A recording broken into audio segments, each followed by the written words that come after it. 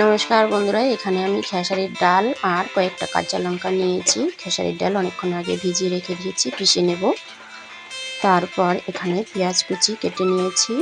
তারপর এখানে ঢেলে নিলাম, নিয়ে দিয়ে দিলাম লবণ, হলুদ দিয়ে ভালো করে মাখিয়ে নিলাম। নিয়ে এদিকে আমি কড়া বসিয়ে দিয়েছি, তেল দিয়ে তেল গরম করে ছেড়ে দিলাম।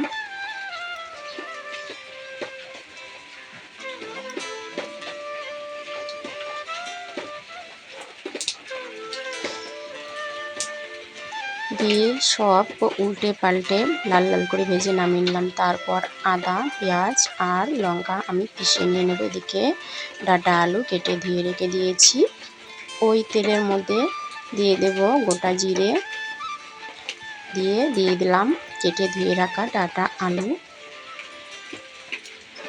তারপর স্বাদ মতো লবণ, হলুদ দিয়ে ভালো করে নাড়াচাড়া করে ঢেকে রাখলাম। কিছুক্ষণ পর উল্টে পাল্টে দিয়ে দিলাম বেটে রাখা মশলা, দিয়ে ভালো করে মশলাটাকে কষিয়ে নিলাম।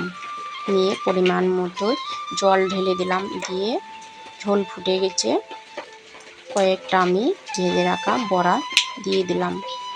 দিয়ে বেশিক্ষণ জাল দেব না, নামিয়ে নিলাম। এখানে আছে ডাঁটা আলু দিয়ে বড়া, আর এখানে বড়া ভাজা। খেতে বসলাম ডাঁটা আলু বড়া দিয়ে, আর আলু চোখা, বড়া ভাজা আর হলো রাইস। এই হলো আজকের মেনু। খেতে শুরু করলাম।